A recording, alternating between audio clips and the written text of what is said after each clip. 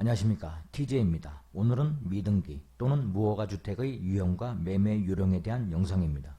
시골에는 농가주택을 대지가 아닌 전, 답 또는 임야에 짓거나 주택을 신축한 뒤 건축물 대장 기재 신청을 하지 않아 건축물 대장과 등기부 등본이 없는 경우가 많습니다. 이 때문에 농가주택을 살 때 꼼꼼하게 체크해야 소유권 이전, 증개축, 그리고 신축할 때 고생을 안 하게 됩니다.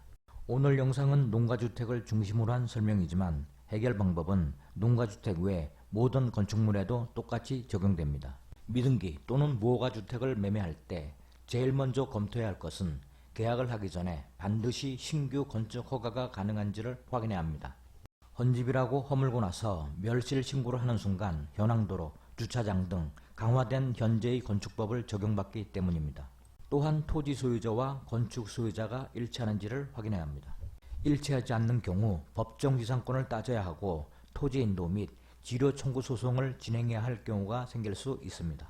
주택 소유자를 확인하는 방법은 건축물 대장, 무허가 건축물 대장, 재산세 등의 납부, 제세 공과금 납부, 마을 사람들을 통한 탐문, 양수 경위, 건축 허가나 신고 여부 등을 종합적으로 고려하여 판단합니다.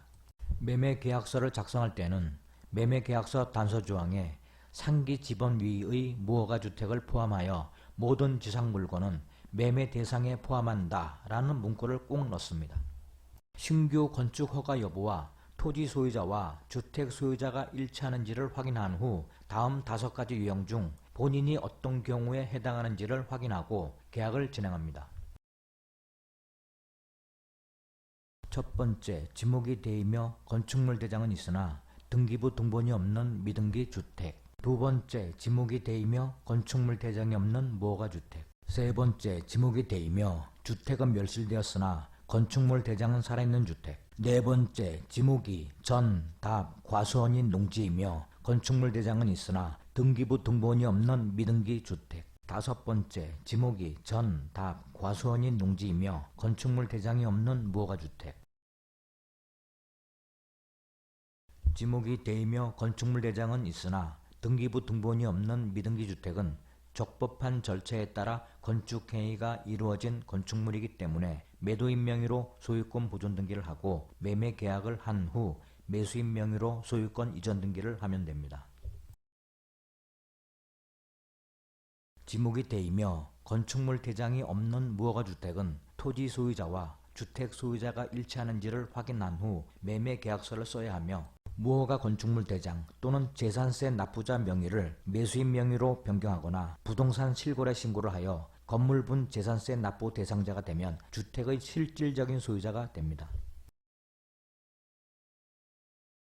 지목이 되이며 주택은 멸실되었으나 건축물 대장이 살아있는 주택은 매수인이 건축물 말소 신고를 할 수 있습니다. 건축물 대장의 기재 및 관리 등에 관한 규칙 제22조 3항에 의하면 시장, 군수, 구청장은 건축물이 해체, 멸실되었음에도 소유자나 관리자가 건축물 대장의 말소 신청을 하지 아니하거나 멸실 신고를 하지 않는 경우에는 직권으로 해당 건축물 대장을 말소할 수 있다라고 되어 있습니다. 지목이 전, 답, 과수원인 농지이며 건축물 대장은 있으나 등기부 등본이 없는 미등기 주택은 건축 허가를 받아 적법한 절차에 따라 건축행위가 이루어진 건축물이며 단지 마지막 절차인 지목 변경만 안 했기 때문에 지목 변경과 소유권 보존 등기를 하고 매매 계약을 한 후 매수인 명의로 소유권 이전 등기를 하면 됩니다. 지목이 전, 답, 과수원인 농지이며 건축물 대장이 없는 무허가 주택인 경우에는 두 가지로 구분하여 판단해야 합니다.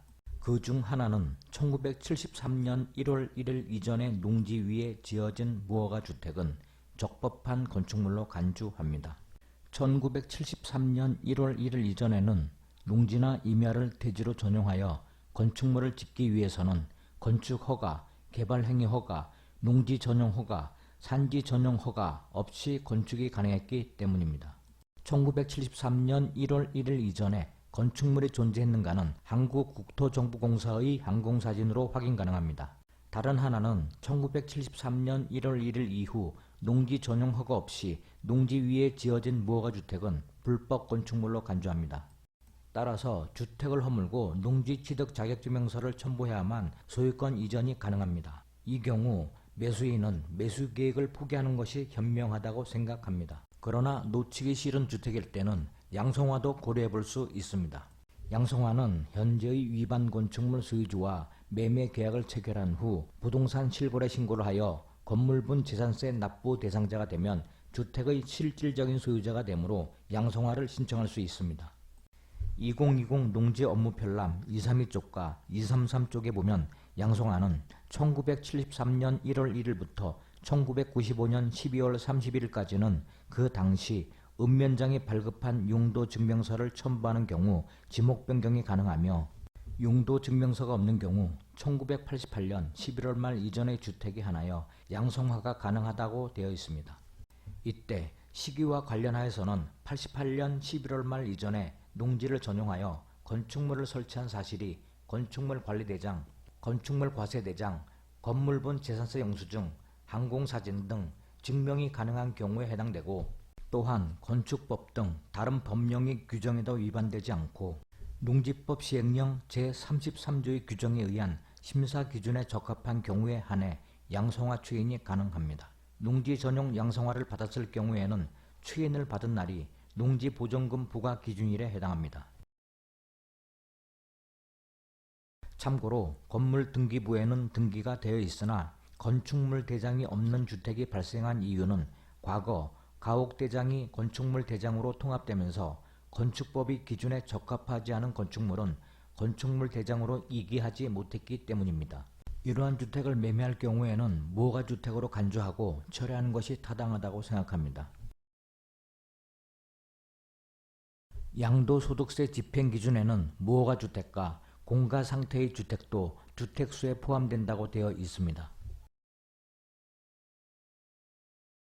1세대가 한 채의 농어촌 주택 또는 고양주택을 취득하여 3년 이상 보유하고 해당 농어촌 주택 또는 고양주택 취득 전에 보유하던 일반주택을 양도하는 경우에는 해당 농어촌 주택 또는 고양주택은 1세대의 주택이 아닌 것으로 보고 1세대 1주택 비과세 규정을 적용합니다.